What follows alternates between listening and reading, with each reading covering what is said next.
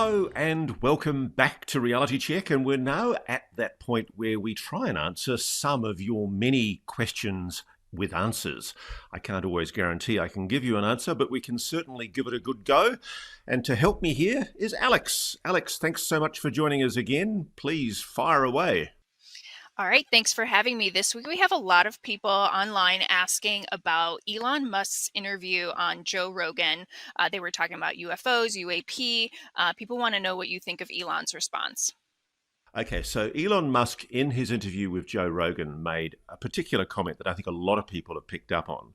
That he said that he has a very broad security clearance because of his SpaceX obligations, and that, quote, he would know whether Boeing, Lockheed Martin, or Northrop Grumman were in fact in possession of non-human technology.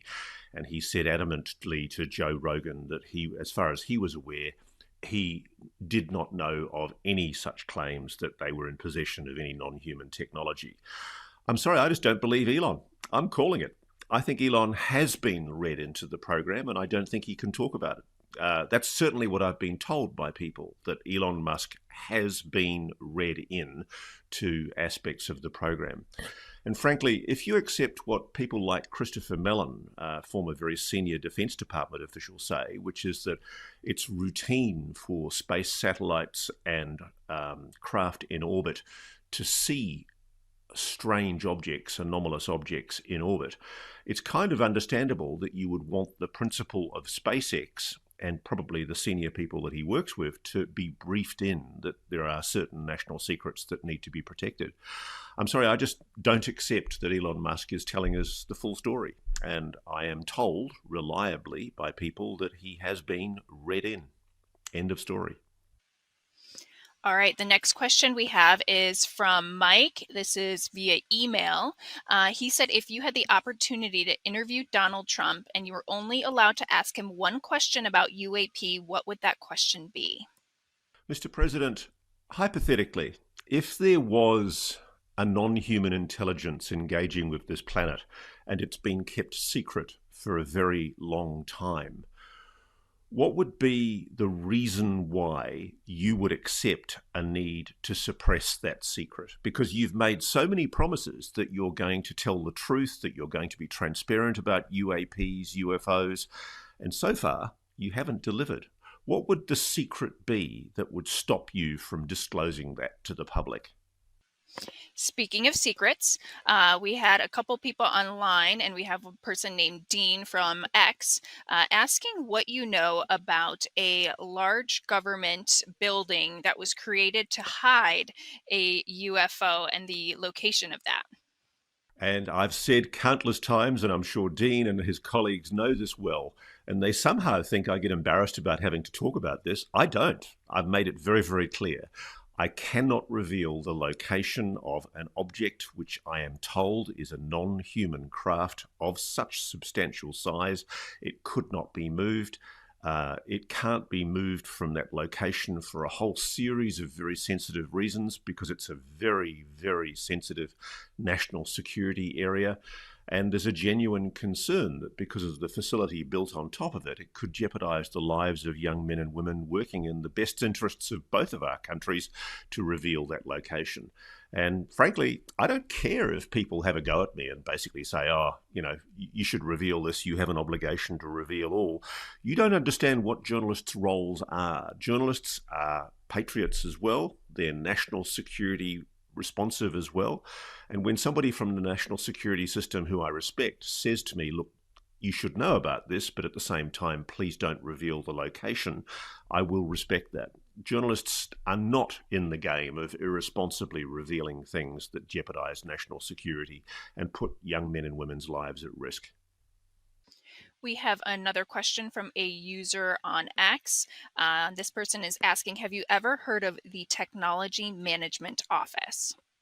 It's not called the Technology Management Office. I think what you're referring to is what used to be known as the CIA, the Central Intelligence Agency's Office of Global Access, in the continuing efforts by the Central Intelligence Agency to conceal the role of the office that is principally involved in the UAP cover-up.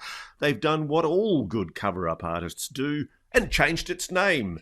And in fact, the correct organisation name, I'm told, is the Transnational and Technology Mission Centre, formerly known as the Office of Global Access. And this came out in a recent FOI request that was published by my good friend Christopher Sharp. And I noticed on a tweet from a guy called Dustin Slaughter. But yes, I'm aware that the Office of Global Access has recently renamed itself the Transnational and Technology Mission Centre. And I can only assume that the reason that they do that is to try and make it harder for us to know where they are and who they are. But we know who you guys are, and we are on your trail. We have a viewer named Maxwell from Detroit, Michigan. He emailed us saying he's a big fan, and he wants to know, Ross, if there is something that made you start looking into this more. Was there a particular guest or story that you covered that convinced you that this was something that needed further research? Yeah, I mean, I'm quite open about this. In my book, In Plain Sight, I talk about the meeting I had with a guy called Nat Kobitz, who was essentially a former chief geek, chief R&D guy for the US Navy. And Nat, sadly, he was a very, very decent and honourable man. Very sadly, he was dying from cancer when I contacted him. And maybe because of that, he felt more able to speak candidly because he knew there was nothing they could do to him. But he told me that he had been read into the craft retrieval program, that he'd been read into a program where the United States was actively involved in the retrieval of non-human craft. And this was a former very senior scientist with the US Navy. He'd actually run the scientific research out at a place called China Lake, and he'd coordinated the United States Navy's research into a whole series of areas. And he admitted to me that the United States had recovered multiple craft. It was pretty much at that point, which happened very early in my research for my book, that I realized I wasn't going to be doing, which is what I'd thought I'd be doing, which is writing a book that debunked this whole UFO nonsense. I followed the evidence, as a journalist should, and the evidence led me to the conclusion that the United States is indeed, and has been for some time, recovering non-human technology.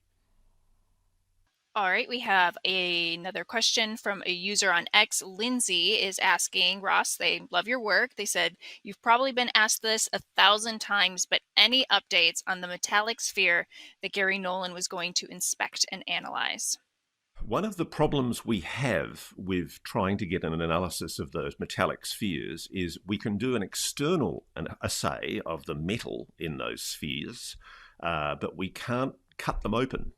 And the reason why is because the people, I think there's about 7 people that we're aware of who have possession of these spheres, and all of them have very kindly agreed to allow us to do some tests, including scans.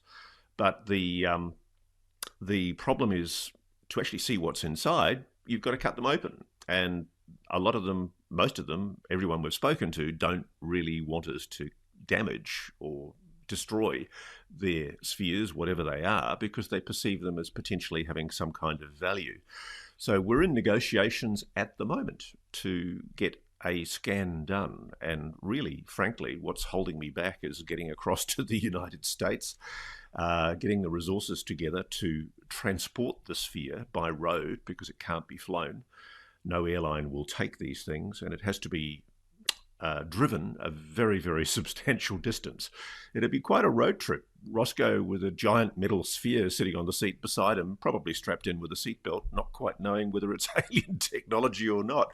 It'd be a funny sequence. But yeah, we are, without giving away too much, we're talking to someone who's very kindly offered to allow me to scan one of these spheres. And the logistics for me is getting to the States and being able to move it from one location to another to make this happen.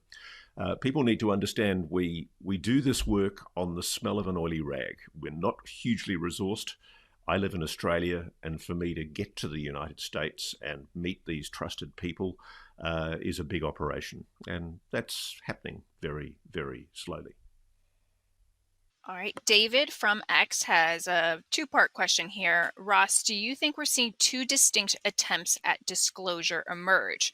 First, the continuation of the congressional route with whistleblowers, evidence eventually leading to more information being officially disclosed.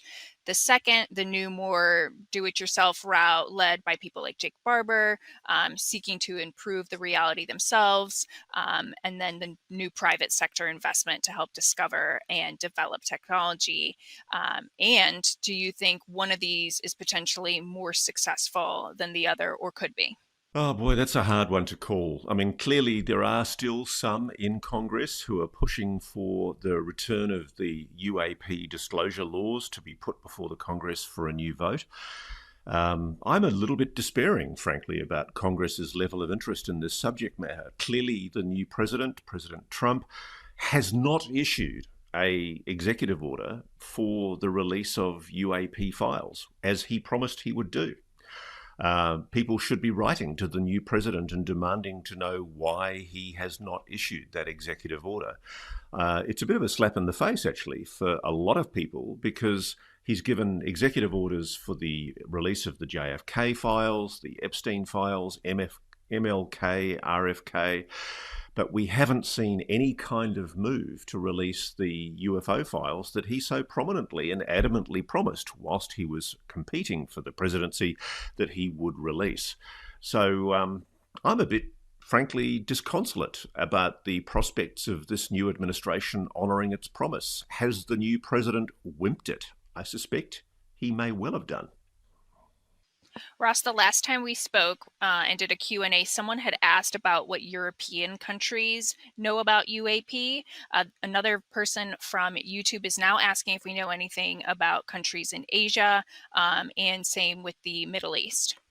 Look, I am in touch with people from Japan, China, and the Middle East. That's all I can say right now. Oh, by the way, just coming back to the previous question, I didn't really respond to the question's aspect relating to Skywatcher. I'm very, very optimistic about Skywatcher. A lot of people seem to think it's some kind of CIA false flag operation because of Jake's past associations with the intelligence community. But I can assure you, it's sure as hell not operating with the legislative fiat or the authorization of the CIA. They would dearly love, I'm sure, for Jake and his team, Jake Barber and his team, to shut the hell up and go away and never talk about it and do what they're trying to do. I mean, what they're actively trying to do is to invite the landing and the retrieval of a non-human craft. And that's a big call, of course, but if they can pull that off, I think that would be epoch changing. All of a sudden, the debate would change in an instant. So, yes, just to finish the previous question, I do think that probably the most positive aspect of potential disclosure right now is a potential revelation from Jake Barber and his Skywatcher team. We do have a question. Returning to the Asia thing, I'm very sorry I can't reveal much more at the moment. I am in touch with people across Asia, mainly about sightings. It's quite clear that, contrary to the perception that's been, I think, quite improperly and falsely led by the Federal Aviation Administration, that all of these drone overflights, so-called, are authorised. I don't see how the FAA can possibly have authorised drones across multiple countries in the Middle East, Southeast Asia, and Europe. Whatever these so-called drones are, the objects are still showing themselves, and I'm getting multiple reports from people in China, Japan, and other parts of Southeast Asia. Speaking of Skywatchers, we do have Mav here asking a question on X, saying, is that team taking any precautions during summonings to avoid radiation injuries like Barber and the team received during one of their retrieval missions? That's a very good question. I'm sure they are. I haven't yet been able to join the Skywatcher team during their hopeful summonings, but I know that they are very wise to the risks. And one of the people advising them, of course, is Professor Gary Nolan, whose area of expertise includes the dangers that people exposed to anomalous phenomena have suffered, including injuries, physical injuries. So I'm sure they're taking all that in due course. A viewer via email asks, Ross, do you think that there are other countries that might come forward with disclosures before the US? And then what would that look like for us? I think this is one of the key issues. It's a really good question. That I mean, I've been told by people in the know that the Russians and the Chinese, probably the French and the Israelis, know full well that there is this non-human intelligence engaging with this planet. And it really does beg the question, why doesn't one of these countries come forward and embarrass the United States for frankly lying to its public? What could be more undermining if you were an enemy of the United States, if you were Vladimir Putin or President Xi wanting to cause mischief? Wouldn't it be a delicious irony that countries that are indeed authoritarian were the ones that would expose the fact that the United States has been so blatantly lying to its public? I think there must be an explanation for that. And there is talk of agreements. I noticed that when David Grush did his interview with me, he acknowledged that one of the issues that he was allowed to discuss, at least in part, in his DOPSA approval was the issue of potential agreements. And by implication, what we're talking about there are agreements between non-human intelligences and human governments. And I have to admit, I don't know a lot about perceived agreements, but could it be that there are agreements that constrain what the public is allowed to know? Yeah, it could be the case, but it would be entirely speculative on my part. I have no insights into what the nature of those agreements are. Jules from YouTube asks, what happened to the guy in Ross's early documentary who filmed orbs and ended up terribly injured? Did he receive the help he needed to survive? The guy I think you're talking about is a very dear friend of mine, Damien Knott, who's an Australian guy, made a fantastic film called Australian Skies, so Australian with an E.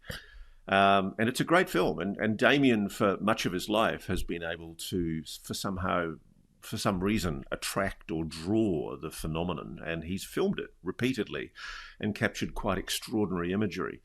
Sadly, actually, within a few days of he and I speaking on one occasion, way back, I think in 2016, he was filming an object at, I think, about 1,000 feet above his house. And I don't want to get the details wrong, but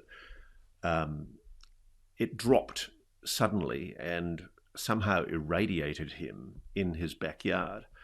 And I've seen medical reports and I've spoken to doctors who've been involved in assessing his injuries, and they tell me that his injuries are consistent with exposure to some kind of intense, possibly gamma radiation, which is really concerning. I mean, I don't think these objects, well, I'm told that these objects are not malevolently inclined, but there are warnings that if you get too close to them, then you can be irradiated, and it is dangerous. So it could be perhaps that there is some unintentional risk of exposure that's caused when you get too close to these objects. Speaking of danger, we have a question from Jared via email. He asked how investigating UAP has affected you with regard to personal safety, wants to know if you take any proactive measures to keep your sources secret. Do you ever feel like somebody's following you? What are the stakes when digging into a subject that the government wants to keep in the dark? I do take extraordinary efforts to protect the security of the communications I have with the most important sources I have.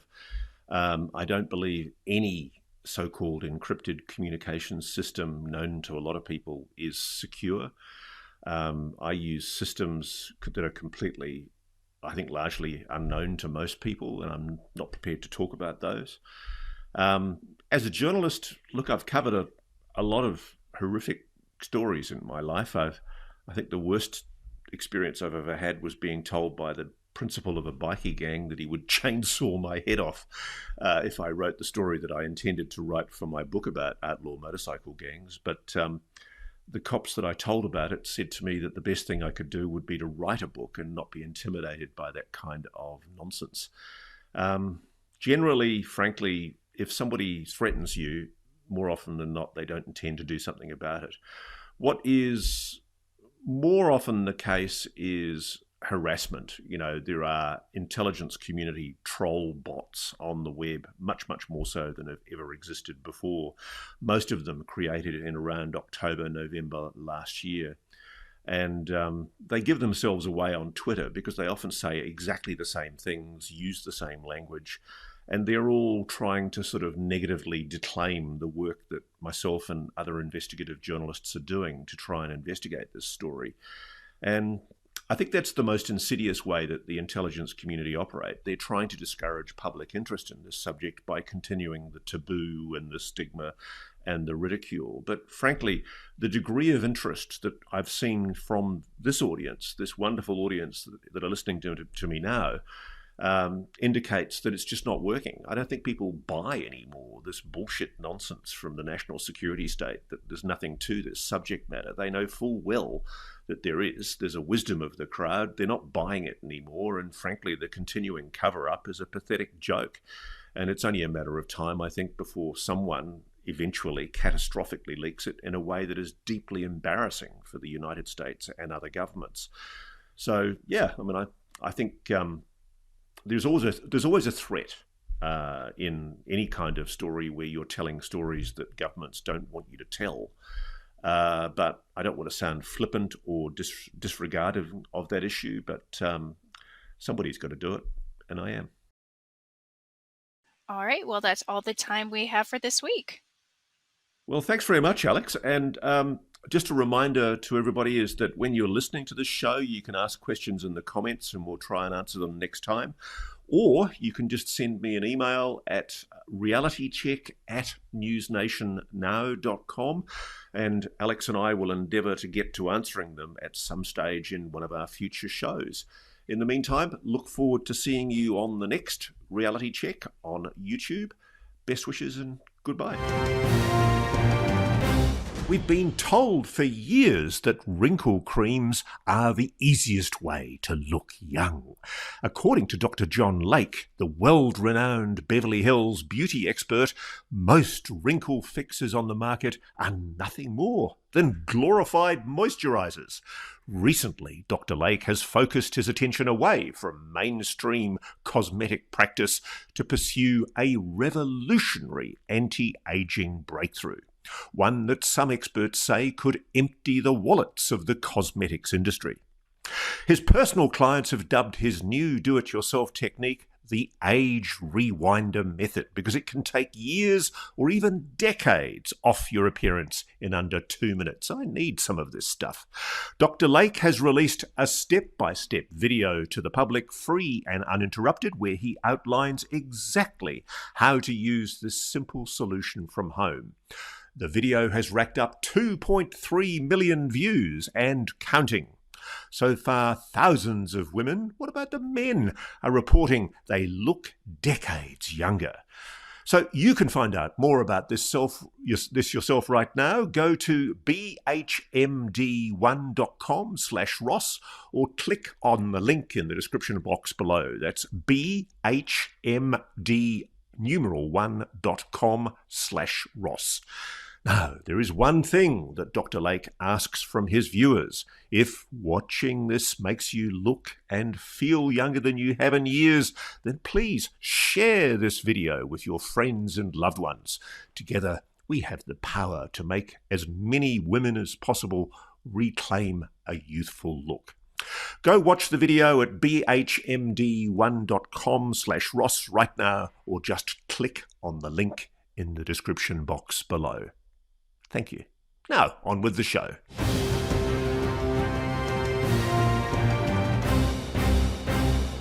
Hello and welcome back to Reality Check. I'm your host, Ross Coulthart, And today, for those of you who've watched a fascinating podcast series, one of my favourites at the moment, called The Telepathy Tapes, you probably will know today's guest, Dr. Diane Powell. I do think, though, before we start interviewing Diane, we should explain the background for people who aren't aware about the Telepathy Tapes. They explore the idea, which is essentially discovered largely by filmmaker Kai Dickens, that there are apparently profound abilities of non-speakers with autism. Individuals whom conventional science asserted would never progress beyond the intellect of a toddler are discovered to have extraordinary apparent abilities, telepathy, perceptions of other worldly beings, and communications with people who've died. It's an incredibly brave, some might dare say courageous, groundbreaking series that raises many, many confronting ideas about human consciousness and what it means to be human. And dare I say it, even explores the overwhelming importance of one very simple message. Corny as it is, love. We're hoping to get the filmmaker Kai Dickens with us soon here on Reality Check to tell her story of her own discovery, which sounds eerily like my own jolting realisation that there really is something to this crazy UFO nonsense. But there's a fellow traveller with Kai on that journey, a neuroscientist, Dr. Diane Powell, who's the primary expert on the series, exploring the idea that non-verbal autistic children can communicate telepathically. I know that's a very, very confronting idea, but when we get into the nitty-gritty today, and if you listen or watch what's being done on the telepathy tapes, it's absolutely compelling. As well as being a psychiatrist, a trained medical doctor and neuroscientist, and a former member of the illustrious Harvard Medical School faculty, Diane's also the author of a provocative book, The ESP Enigma, a scientific case for psychic phenomena. And a lot of her current research focuses on autistic savants showing these psi abilities. Now, anyone who's been watching this show, Reality Check, for the past few months will know that we've been exploring the extraordinary revelations of Jake Barber, who tells us about alleged psychic abilities of people who are called psionic assists, who are secretly working in the legacy UAP retrieval program to allegedly summon craft, non-human craft, using psychic telepathic abilities.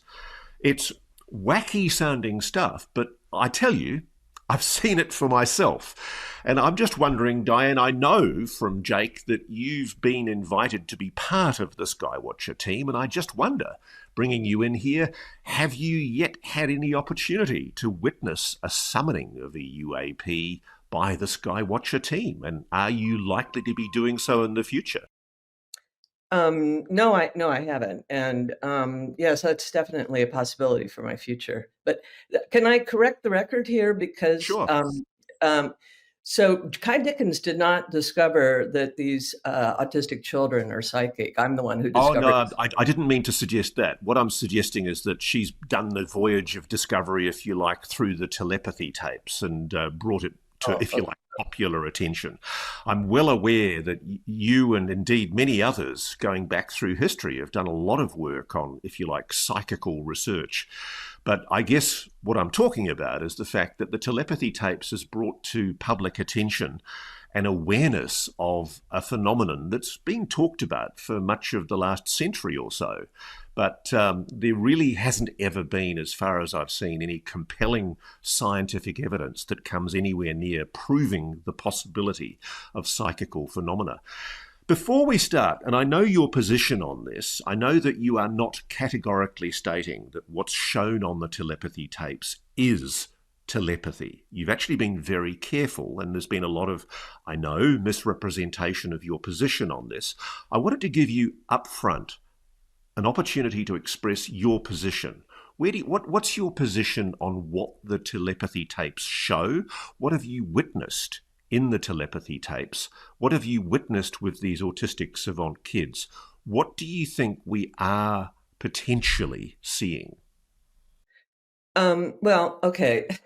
So let me back up a little bit because I've been studying savant syndrome for ever since I first learned about it, which was back in 1986.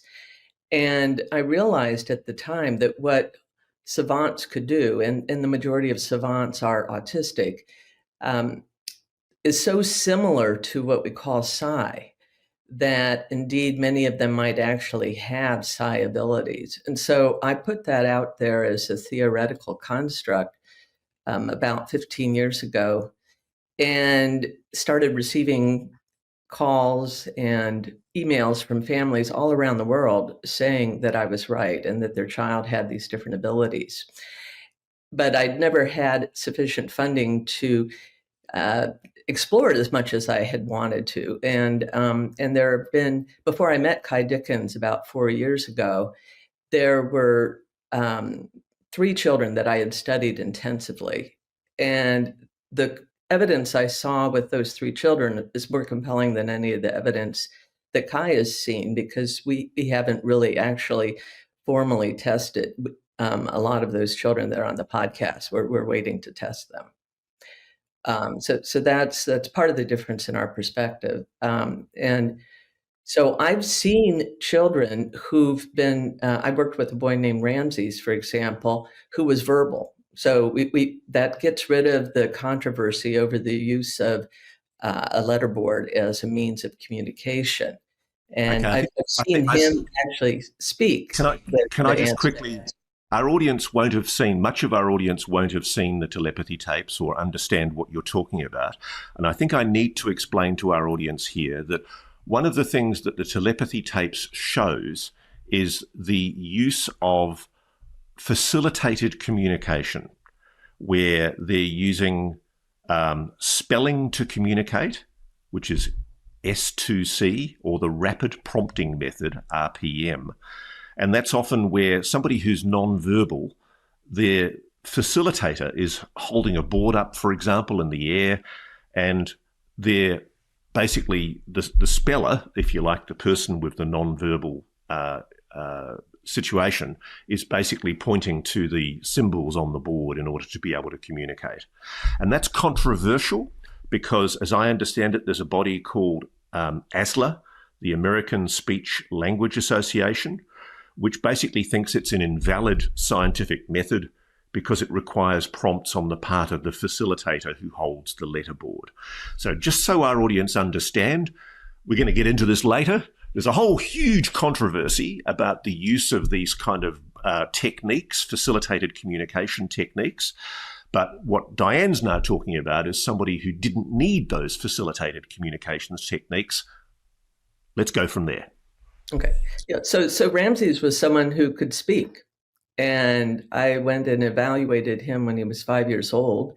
And he was, the mother said that he was telepathic with her. And I did experiments with randomized stimuli, and he was able to get them correct. I mean, he was also, at the age of 2, somehow able to give the alphabets of 8 different languages.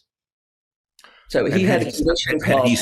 Had he studied those languages at all?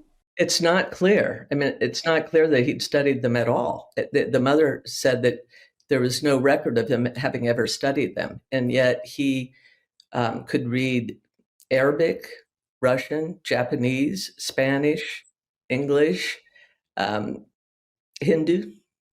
I mean, it was, and I went and tested him for those abilities. And I also saw that he could read a college-level astronomy book. And this is all at the age of 5.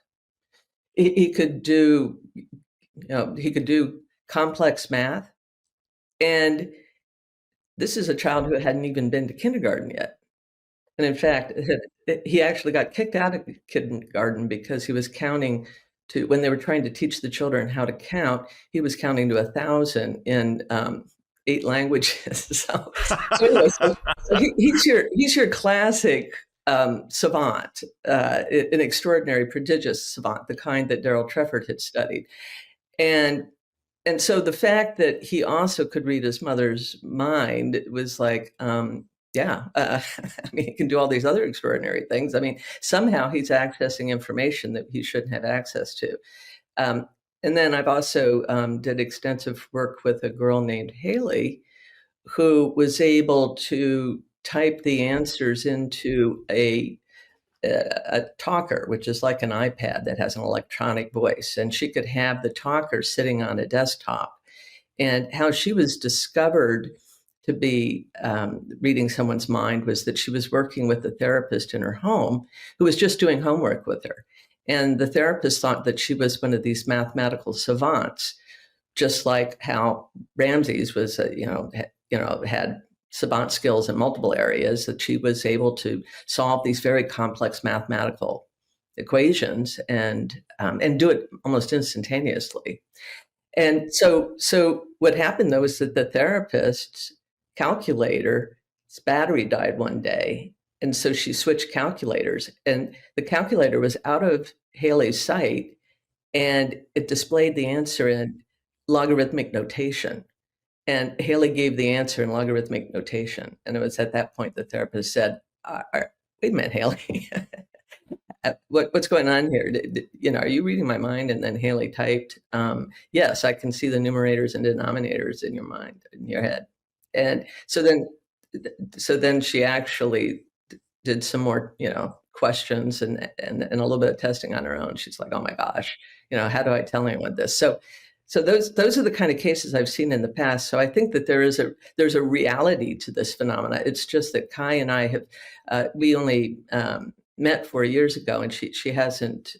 We haven't been able to study children like that for the telepathy tapes. I completely understand. So let's talk about, if you like, the children that you've dealt with 10 years ago in isolation from Kai. Have you reached a conclusion about whether psi abilities are real, are authentic, or are you still waiting for further scientific validation to be able to reach a conclusion? I believe they're real.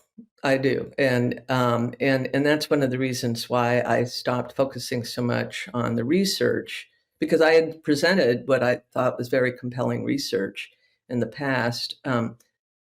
And I saw that wasn't enough to move the needle. And so I started putting on my other hat, which is my theoretician hat, which if people read my book, The ESP Enigma, they'll see that I'm somebody who's been trying to understand what do these abilities tell us about the nature of consciousness. So I thought that, the reason why they haven't been accepted is because it creates too much cognitive dissonance in people. They don't really, it's just really hard to wrap your head around how these things are possible. One of the issues with the whole UAP subject, the phenomenon of unidentified anomalous phenomena, is that there's a lot of science which says it can't be, therefore it isn't. And there's an issue that basically even when one presents evidence, i.e. verifiable witness data, videos, sightings, measurable, quantifiable data that actually assesses phenomena and says there's something there, it's real. And this is something that the US government, of course, has verified. There's still a resistance, a dogmatic resistance in science to the idea that it's even possible that they might exist. Is this something that you're finding with psi phenomena, with telepathy, if you call it that? Is there a resistance, a dogmatic resistance in conventional science to the whole idea that it's even possible? And do you believe that's confounding the attempts to scientifically verify using the scientific method? Oh, absolutely. I mean, it's not only considered impossible. In my training as a psychiatrist, I was taught that it's a sign of mental illness if anyone claims to even have these experiences. And so you have a sort of conspiracy of silence among people in the public who don't even talk about these things because they're afraid of how they're going to be judged. But as I said, I think that this is an essential question to figure out. And in my book, I talk about how there's no reason to say that these things are impossible. I mean, it's like, why is the burden of proof why is the burden of proof placed on proving that they're possible when you have people for, as long as there's been recorded history, having these abilities across all cultures. And you have 2/3 to 3/4 of the public in surveys have been shown to already believe in these things. And so it's really mainstream academic institutions that are the gatekeepers here that are saying that these things are impossible. And then I'm like, well, why are they impossible? Because with my background as a neuroscientist, I understand how limited our model is in neuroscience. We don't explain anything in neuroscience. We can explain neural reflexes, for example, the peripheral nervous system. We can understand certain perceptual processes for sure, but things like the question of what consciousness even is and how the brain would create it. Which is an assumption that you can't challenge within mainstream science. You can't say that. I mean, it's of course the brain creates consciousness, but there's no evidence produced for that, and that's something that is being contested now. There's an increasing number of scientists who've gone on record to say that we really think that model for understanding brain function is incorrect. It's funny, I had the privilege of meeting last year Dr. Stu Hameroff, who's done a lot of work on the idea that consciousness is non-local and that, we might be using parts of our brain, microtubules in our brain, to tap into some kind of uber consciousness. What's your thoughts on that kind of theory? Well, I've been interested in Stu Hameroff's work for 20 years. I actually presented on Savant syndrome at the Science of Consciousness conference in Copenhagen in 2005. And I was very interested in the microtubules as being, they are components that are in all of our cells, but our brain is really packed full of them. And they have physical properties that make them a really interesting, basically a very interesting subcellular organelle that could be engaged in quantum processing. And in quantum processing, what you have is this idea that all possibilities exist. We know that with quantum computers that they can do processing of information much faster than the old computers because they can consider all possibilities at the same time and then collapse it down into one. And I started thinking that, and one of the reasons why I presented at his conference was that I started thinking that, what if savant skills could be explained by quantum processes in the brain? Do you think it's possible that what Stu's describing is that consciousness is actually something that's not inherently in our brains, but we're tapping into a consciousness outside of our bodies? Absolutely. Absolutely. Yeah. The further I got along in this, the more I started to realize that a better analogy for thinking about things is to view consciousness as being like the cloud, and that our brain is really our tool for navigating it. That's exactly the analogy. You stole my metaphor, Diane. I was about to use that myself, but you were cleverer than me. No, I'm absolutely fascinated by it. And I remember when I met Stuart, we met at Esalen, where we actually saw demonstrations of psychical phenomena with young children who were blindfolded, and they were literally reading books while blindfolded, using a capacity of sight or remote viewing or whatever it is. What do you think is going on there? I mean, I cannot for the life of me provide a scientific explanation. And I'm a doctor's son. I've been schooled in the scientific method. I'm told as a young student that this is how you verify things. But essentially what we're seeing here is kind of a failure of materialist science to explain a phenomena which certainly on witness evidence is suggesting to be authentic. Right. I think the way to think about it is that we can focus our consciousness on something, okay? And and whatever that something is that we focus on, we can actually, we can merge with it to some extent. You know, so for example, what do I mean by that?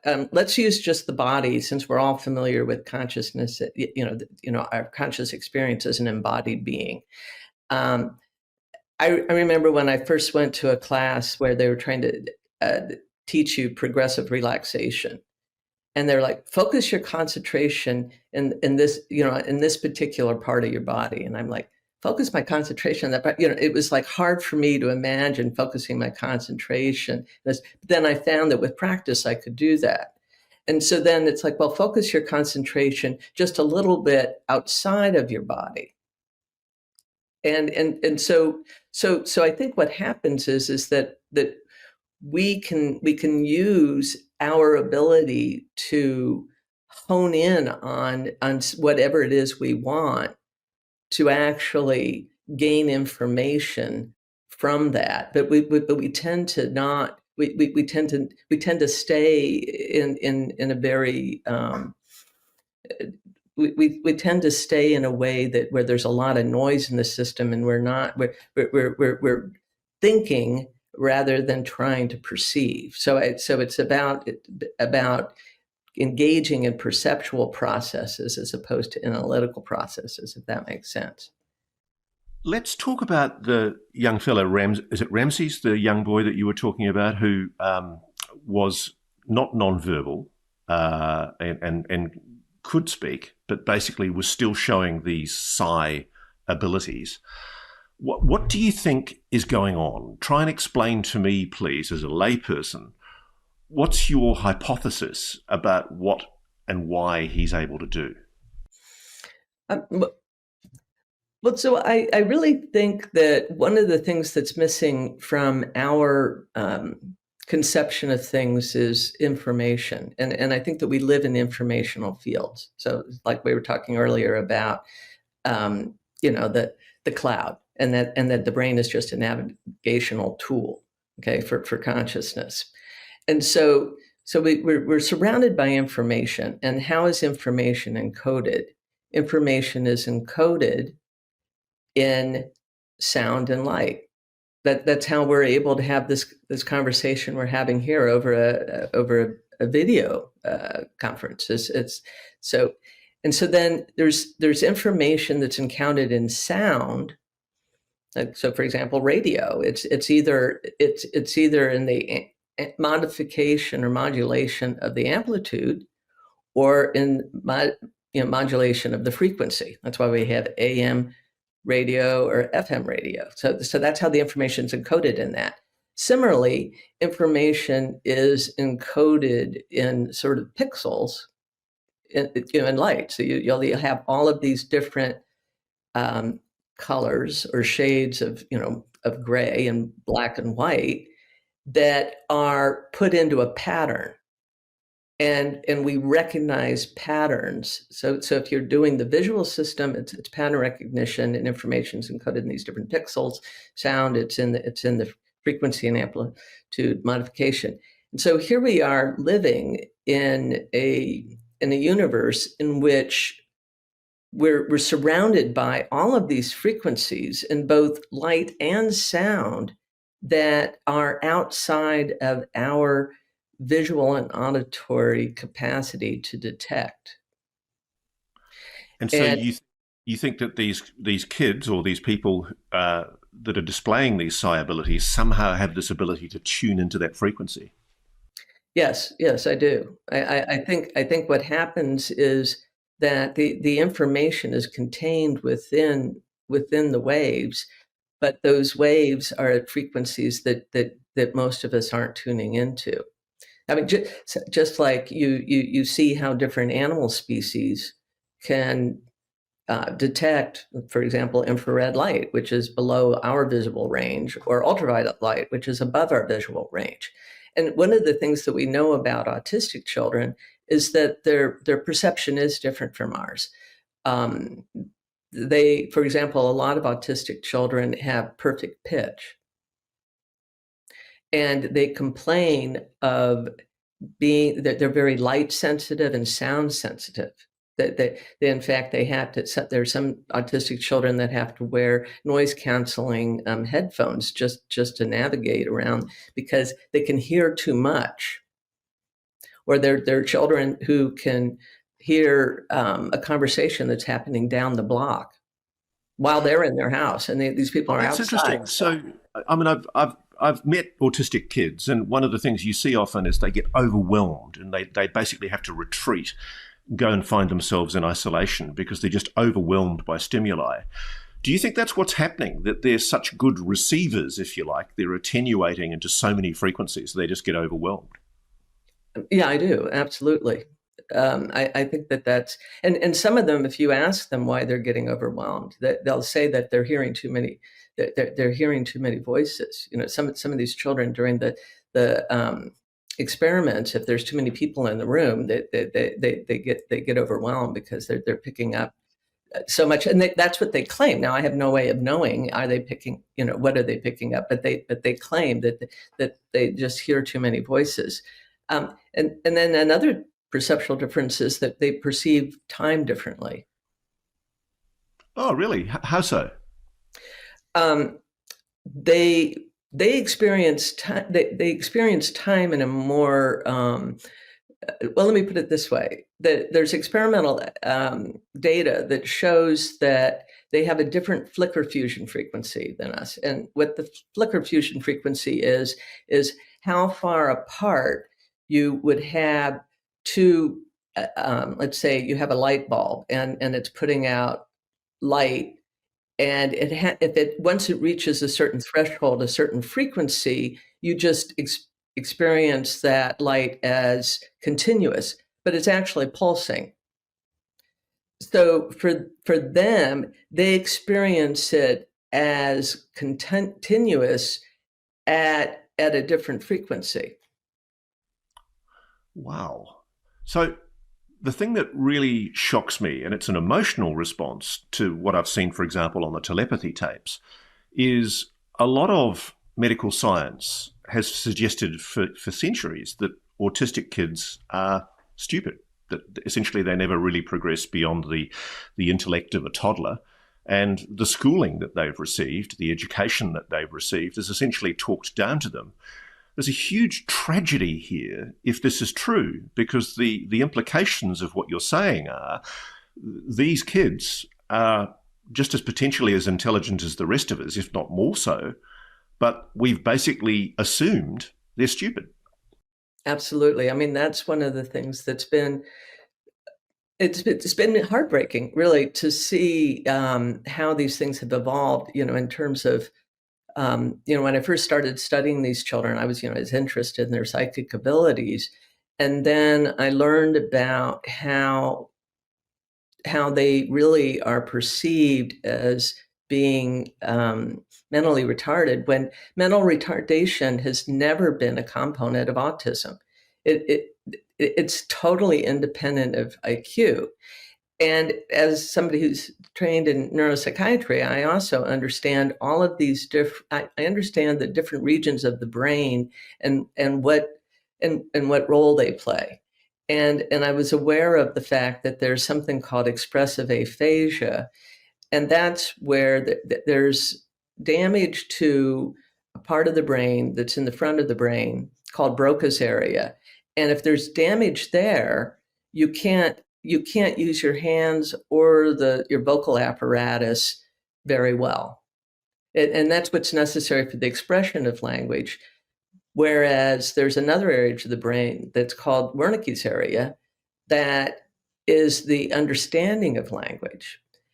And if you have somebody who has a stroke and it happens in Broca's area, and you see that on a CT scan or an MRI, you just know that, oh yeah, they already understand language, and then they get the appropriate accommodation for that.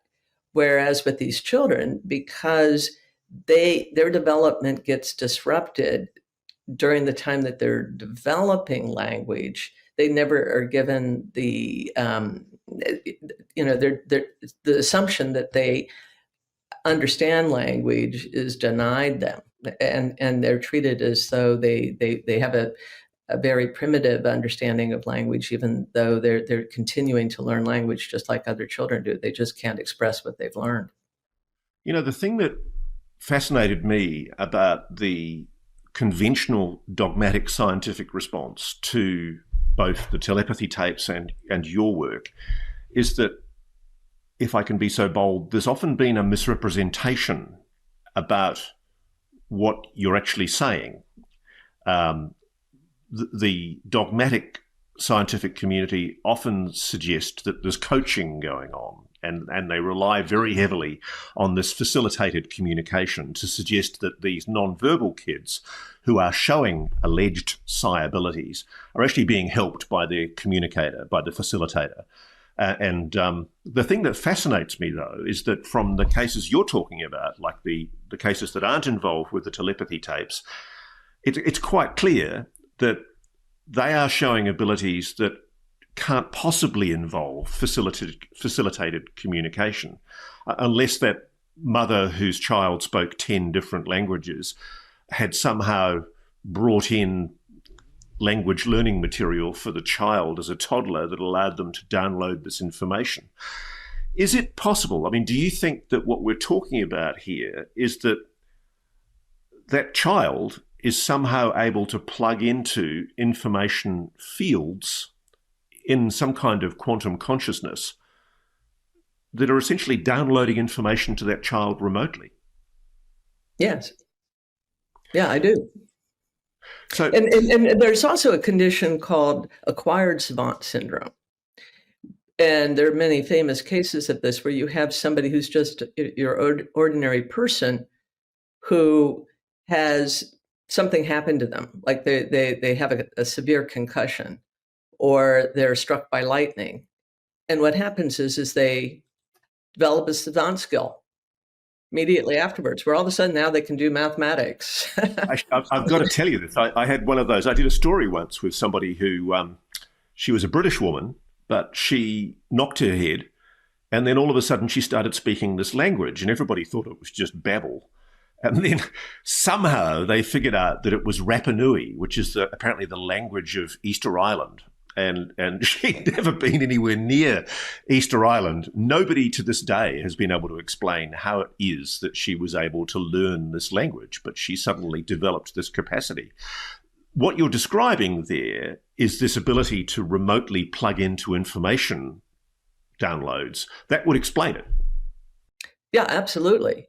And so it's really, and there have been many people throughout the past 100 years or so who've suggested that really what the brain is doing is that it's filtering information too, and so there's something that occurs in that injury that disrupts the filtering system. And now you have somebody who's more porous. So let's cross across to the telepathy tapes, because apart from all the wild ideas that is explored in that incredible series, there's one thing that I think is almost downplayed a little bit, but it blew my mind away when parents started discussing this.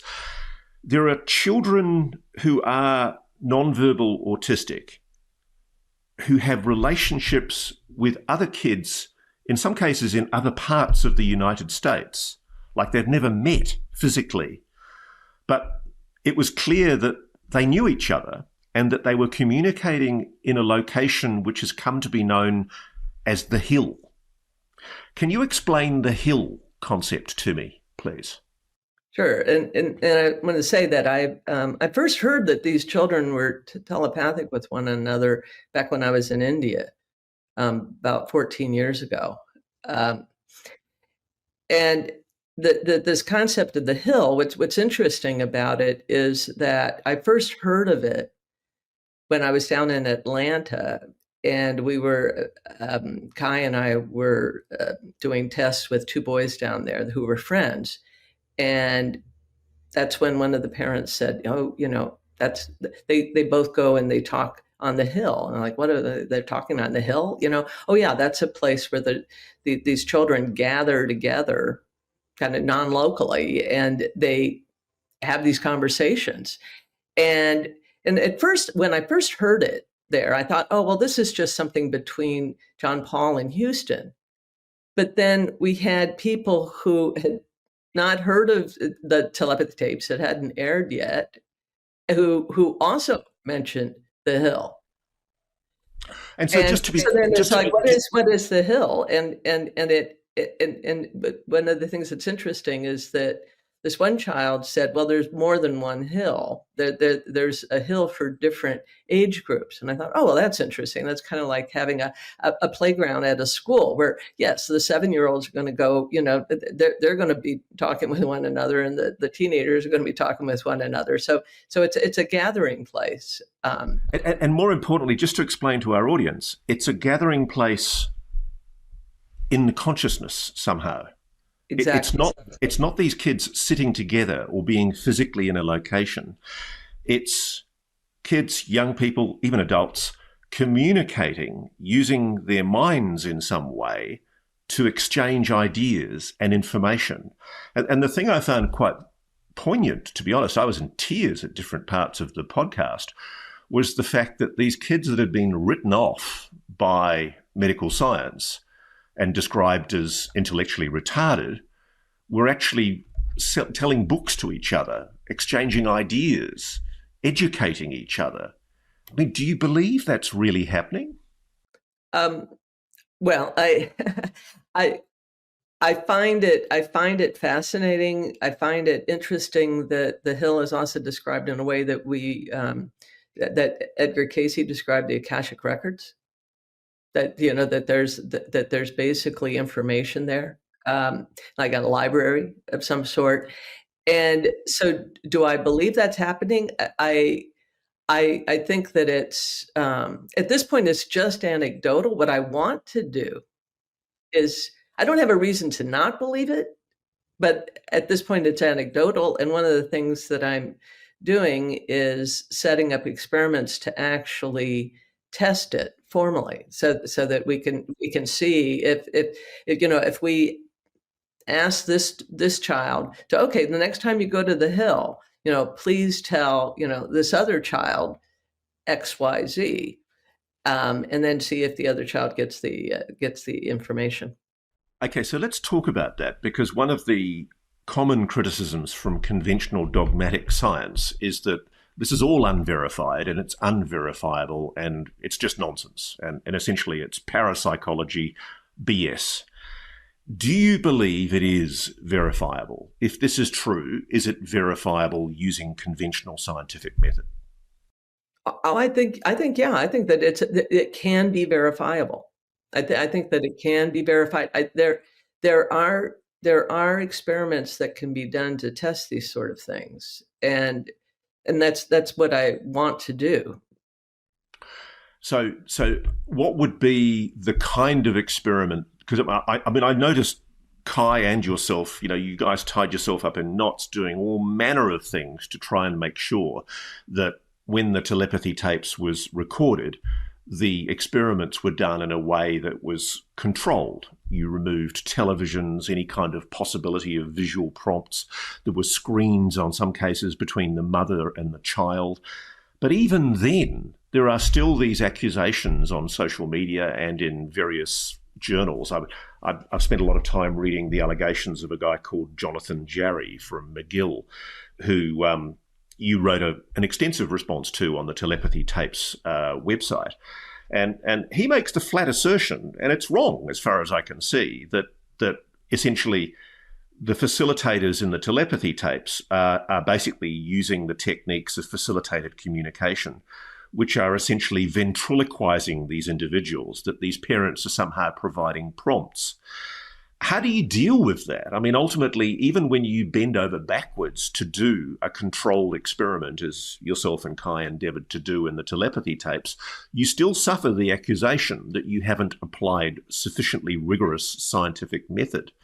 What would be the perfect scientific method to verify, for example, that kids are communicating remotely into a consciousness and exchanging information on a place called the Hill? Well, let me just say, first of all, that there are people who are professional skeptics they're skeptics in name only. And my parapsychological colleagues are very aware that they do these kinds of attacks, and you have to develop a thicker skin and realize that's not really who we're trying to convince, because it's their career to not be convinced of anything. First of all, and there are reasonable people within academia who actually take my work very seriously, and so I do see, I have reason to be optimistic that the paradigm can change. Let me just say that.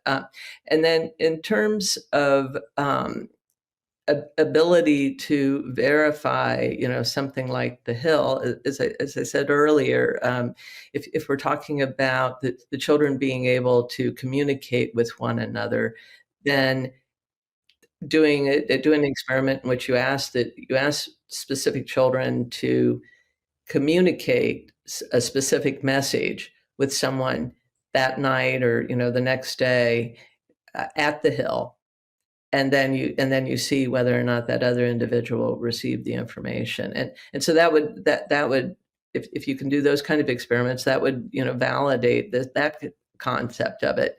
That the concept of being able to download information, once again, you could say to one of the children, okay, when you go to the Hill tonight, when you're sleeping, can you download some information about XYZ? And once again, test them in the next day and see, did they gain access to that information? Did they go and pull that that book out of the library? Well, I guess then wouldn't the skeptic debunker trolls basically say, "Oh, look, that's obviously she's been worded up. Whoever it is, they've obviously pre-prepared for this, and it's just a magic trick. They've obviously pre-rehearsed for this." I mean, I feel the frustration in the same way that I sense a frustration from a lot of people I talk to who know that there is a phenomenon of unidentified anomalous phenomena that is real and authentic, something that the US government has in fact verified as authentic, that there is a genuine mystery. And yet there is still this debunker troll community out there that basically says, even in the weight of overwhelming evidence that there's something there, they still go, nope, don't believe it, it's a seagull. So, I mean, in the area of telepathy, do you ever really think that you're going to be able to break through that barrier of rigid doctrinaire scientific resistance to the whole idea of psi phenomena or telepathy? I do. And the main reason why I do is that I've been interested in this for a long time, and I've seen a major shift just in the last 5 years.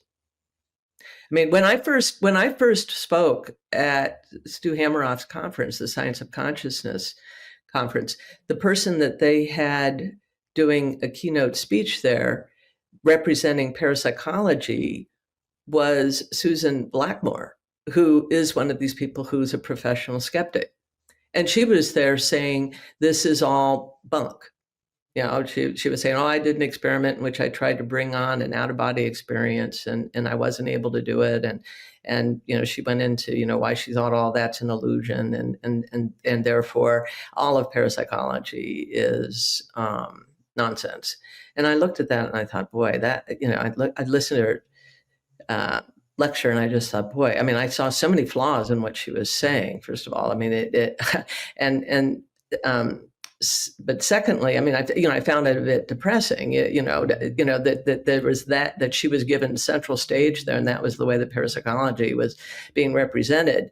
And, here I am at the same conference in one of the, breakout rooms where I presented my research on Haley, and people were, astonished at it. And yet, but that wasn't me on the center stage. And then what's happened is that since then, now, they're at his conferences, there's discussion of these phenomena, and parapsychology is being represented in a respectful way, and there's a recognition that this is actually, that these phenomena may really be the instrumental to our really understanding what consciousness actually is, and and instrumental to, to Hammerhoff's work on microtubules. So I've seen that huge shift, and that shift occurred over a relatively short period of time in the history of science. One of the experiences I've had recently, which I freely admit genuinely freaked me out, was somebody with alleged psionic abilities speaking to somebody who was purportedly dead and communicating their views back to me. And whilst I'm not saying it was definitely the case that that happened, it really did rock my worldview. And the interesting thing in the whole psi phenomena with these autistic savant kids is they do claim, quite convincingly on occasion, to be able to communicate with people who have passed. What's your view on that? Well, I also think that that's something that can be tested. And in fact, there are several scientists like Gary Schwartz and Julie Beischel, and scientists at the Forever Family Foundation who have actually tested mediumship, where they do it in a very rigorous, controlled way, where they'll have somebody that's in a different room sit for a reading, and then they'll ask somebody who says they have these abilities to, to basically, have a conversation with whoever shows up, and to write it all down. And as I said, they're not even getting to see who the individual is who came for a reading, and they'll write things down like, oh, your dog, whatever, your dog, Susie, showed up, and it looks like it's a miniature poodle, and it's like, and then you find out later, oh yeah, this bird, when you look at what, the reader's response to, yeah, I actually did have a dog named Susie that was a miniature poodle, and you score it, based on accuracy, and you see that people are getting some kind of information. Now, one of the arguments that people make is, well, how do we know that's not something called super psi? And what they mean by that is, how do we know that this person isn't just tapping into the consciousness field of the individual who's sitting there for a reading? And that, I totally understand that argument. And so, you can go around and around in circles with that, unfortunately. But it's sort of like, it's interesting to discount one parapsychological phenomena by evoking another one. and so, this whole survival issue is, it doesn't have everybody who's a parapsychologist on board with it either. But the fascinating thing about it is, if it's true, Diane, it means that those of us who are, I'm certainly irreligious, I don't prescribe to any particular religious faith. The more I get into this subject, the more spiritual I get, because it does tend to suggest that we have a consciousness, perhaps a soul, which lives after death. Yeah, it does. It does. And I have to say that I was raised an atheist, and I trained as a neuroscientist in a materialist model. And the more I delved into this, the more it really changed my worldview. So do you find that essentially, it's not just psi phenomena we're talking about here, the capacity to read somebody's mind.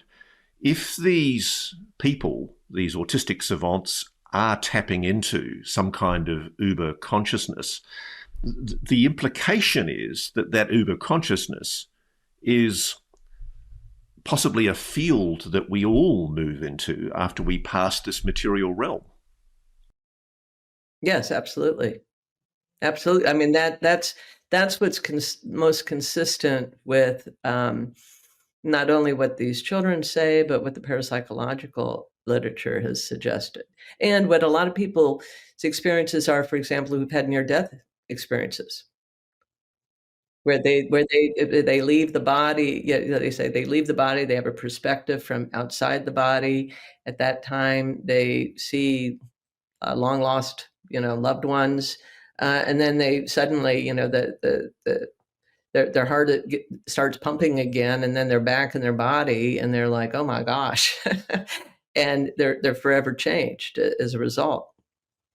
Now, I know in your professional career you've copped a lot of criticism for even engaging with the whole idea of ESP. And I appreciate that you say that there's the beginning of a glimmering of an acceptance, of a tolerance for the possibility of an idea that there might be a phenomena here that's worthy of scientific explanation. But is it fair to say that there's still a fairly rigid, doctrinaire, dogmatic scientific resistance to the idea of psychic phenomena?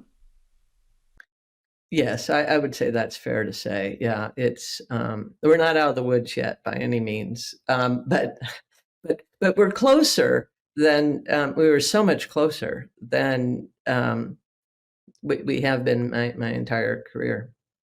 One of the things that I have to admit kind of annoyed me a little bit with the autistic savant kids that Kai explores in the telepathy tapes is the children suggest that it only works with someone who believes in them. And to me, belief is an annoying concept because it's a religious idea. It's the idea that in the absence of facts, in the absence of evidence, you should just accept that this is possible and that these kids are capable of this. Otherwise, it won't work. And I guess the scientist in me is really resistant to that idea because why should belief be the driver? Obviously, there's love between the mother or the father and the child. Do you believe that there is a necessity for belief for that psychic bond between the mother and the child to be created? No, I think that that's the wrong way to put it. Because many of the people who contact me not because so over the years, the people who contacted me because they had this experience with this child where the child was reading their mind, or the child did a sort of a mediumship reading. And that went totally against what their belief system was. They were like, "What? Well, wait a minute. How could this have happened?" And they contact me because they go on the internet and they say, "Is this possible?" And then they say, "Oh, there's somebody who's actually studying autism and these sorts of things." So what I'd say is, it's not that you have to believe; it's that you have to not disbelieve. If you are adamant in your disbelief, it's problematic. But you don't have to believe. So you have to have that openness that it's possible. And that's a really different statement. Now, I know this is moving into an area that many people will just roll their eyes, but I'm going to ask this question anyway, because this is something in the UAP phenomenon that comes through constantly from people, particularly the psionic assists that I've been talking to in the program, people who say that they are asked to engage with non-human phenomena. And the overwhelming thing that they tell me about is what they get back and what they're expected to give is love. And I mean, love's not a scientific thing, is it, Diane? Help me here. Love's not a scientific thing.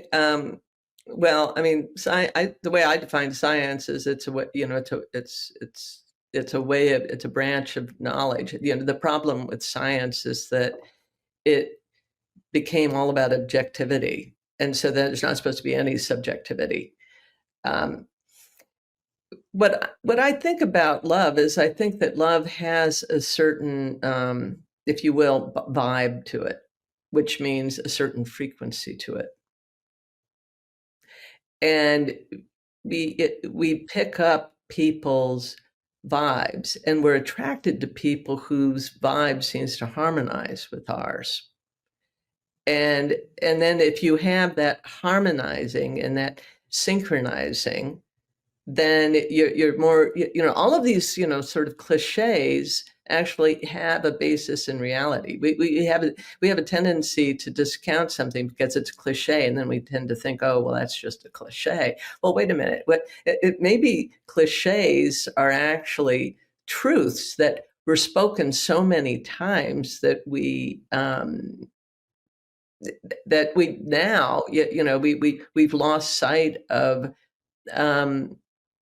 the sort of, what they're what that cliche actually means. It's like we just tune out the deeper meaning of it, and we're not going, deep enough in terms of our trying to understand something.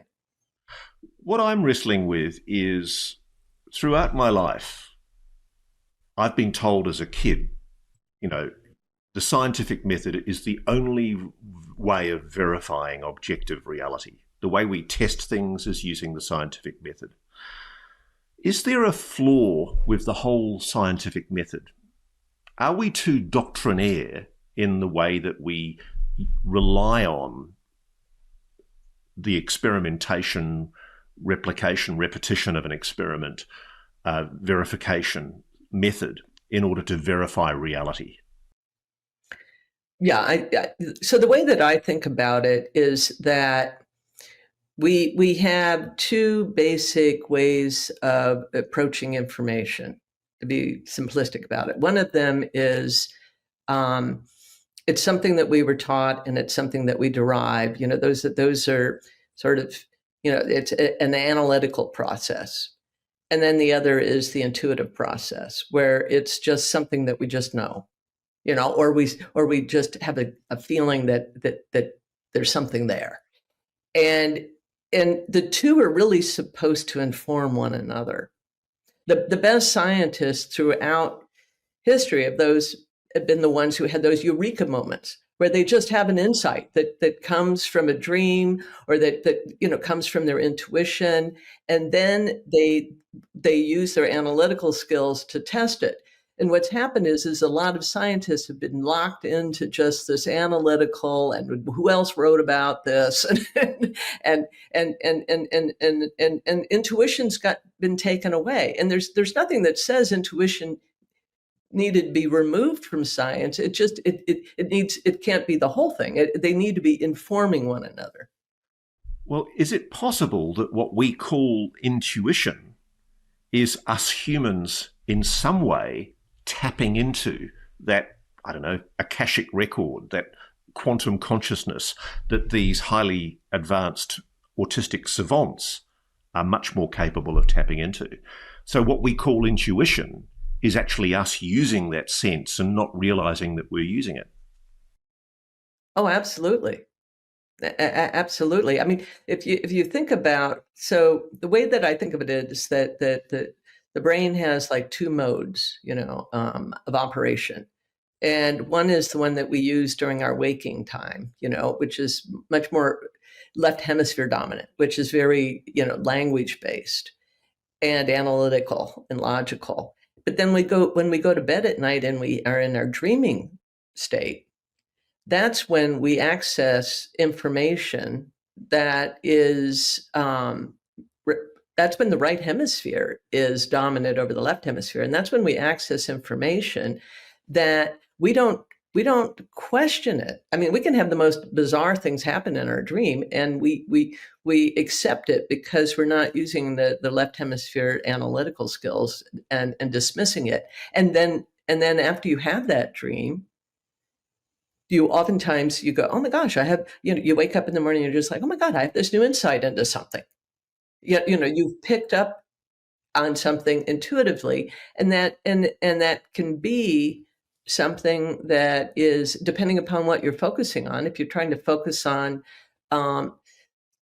emotional processing of things, it can be a new insight into your feelings or the dynamics between you and somebody else. But if what you're doing, like if I'm on a scientific quest, I'll wake up in the morning and I'll have some new insight into a scientific problem that I was working on. And I may not have a specific recall of, oh yeah, I went to the Akashic records and I pulled out the book on this or that, but I all of a sudden just have some insight that I want to act on, and lo and behold, those are the best. Those are oftentimes the best, insights I ever have. It's funny, well before I got into the UAP subject, I was really fascinated by the number of scientists and creatives who acknowledged that the ideas, the breakthroughs that they'd had came to them in dreams or in moments of revelation. There's the Francis Crick, the construction of the DNA helix. He says it came to him in a dream. He actually saw a visualization of the helix.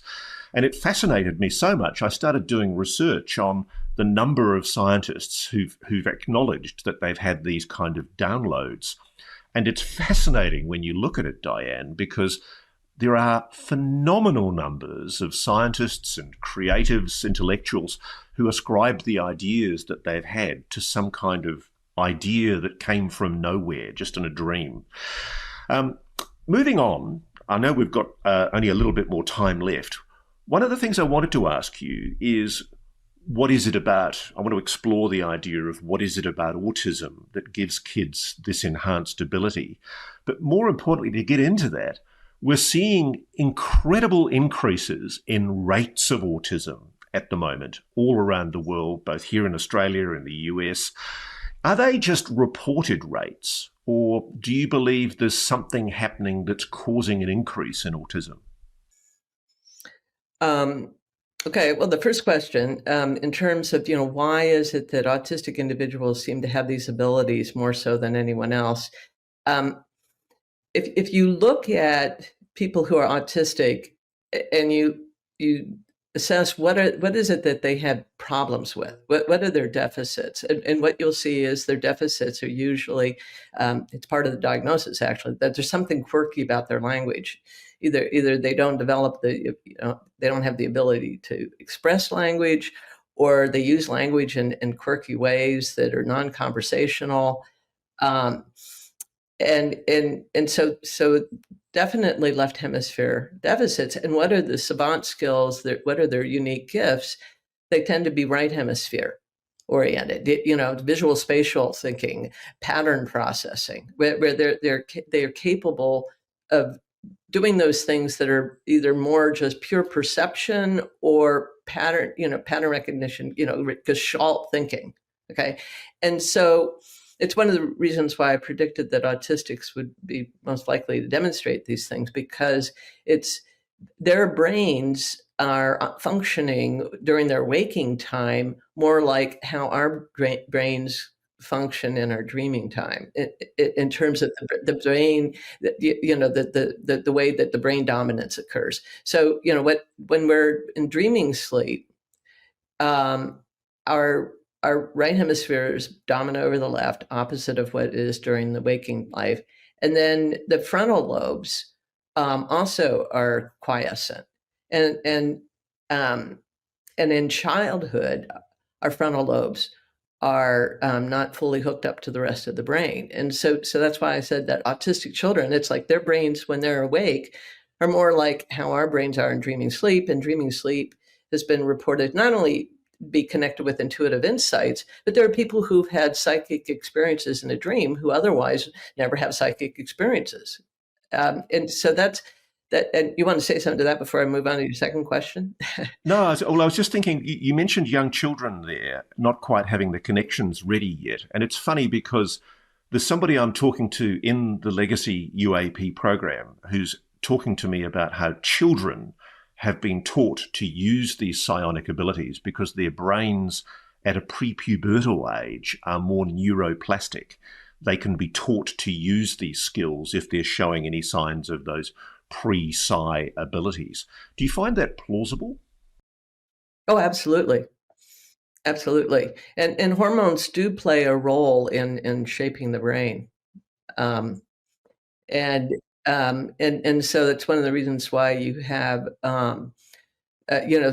such a shift that occurs, for example, during adolescence. And then you can also have a shift in women after a pregnancy. Yeah, because the high, amount of estrogen and progesterone that they're exposed to, but particularly the estrogen. And there are a lot of women who develop these sort of heightened intuition after their baby is born. Oh boy, I've seen that happen. So the other thing I was going to ask you, and I wanted to conclude on this very much, is why are we seeing this increase in autism? Do you have a theory? Oh, it's. I think it's multifactorial. So what is autism? And I really prefer the term neurodivergence. That what we're seeing is that brain development is being altered in some way. Okay, that the functionality of the brains of the children that are being born is different in increasing numbers.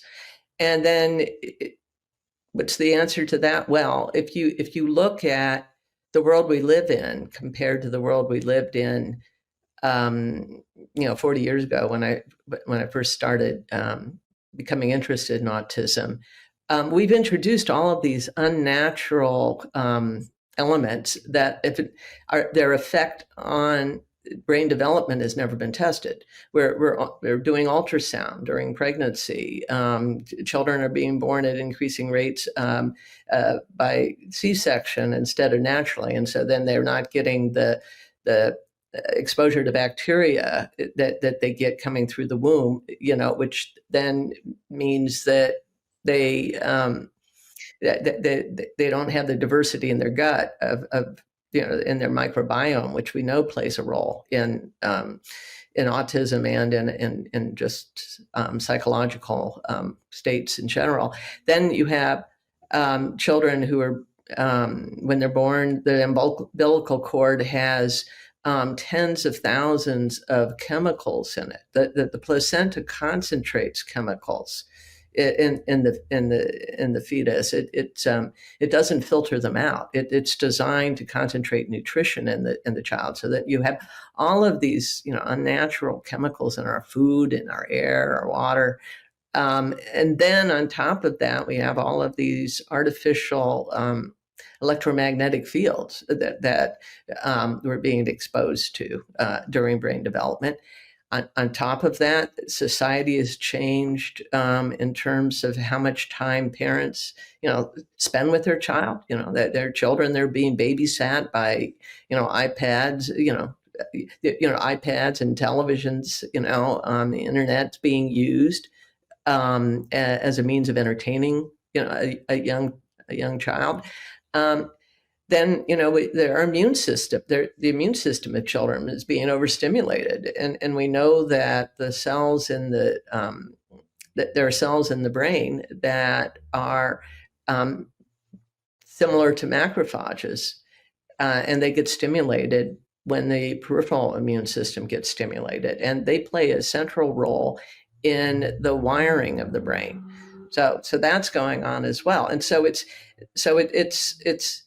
it's not any one thing. It's all of these things that are, and then you've got genetic mutations occurring. But I'd say that the majority of it is that it's in the brain development itself, and exposure to a lot of things that we've never tested what effect they have on brain development. Because it's not ethical to do those tests, but then it's also, we've already introduced them into our environment, and so the responsible thing to do is to tease it all out and figure out what's causing what. The interesting thing is that the dogmatic resistance to even acknowledging the possibility of this psi phenomena in autistic kids may very well be hindering a broader understanding about those influences that are actually causing an increase in autism. Do you agree? That I just think that in general, there's a lot of let's not talk about this. And I mean, in general, there's this there's just listen to what for example, if you're in medicine, it's just listen to what your medical board and your specialty board says, and don't deviate from that. Otherwise, you're at risk of losing your license or your board certification. Within science, it's like stick within this rigid, this rigid narrow paradigm, and don't go outside of that, because you won't get grants, you won't get tenure, and then you'll get ridiculed. And so you just have people that just for understandable reasons just kind of go along with what's there and don't want to look at whatever's controversial. Well, I, for one, think it is important that we explore the area of psi phenomena. And thank you so much, Dr. Diane Powell, for sharing your wisdom with us on Reality Check. I'd love to have you back again when you've done your empirical research into the Hill to see whether or not we can verify that kind of psi phenomena. And I do think, I agree with you, it should be explored to see if it can be scientifically verified. Thank you. Thanks for watching. Go to joinnn.com to find NewsNation on your television provider. And please don't forget to click that red subscribe button to ensure you get more of NewsNation's unbiased and fact-driven news coverage.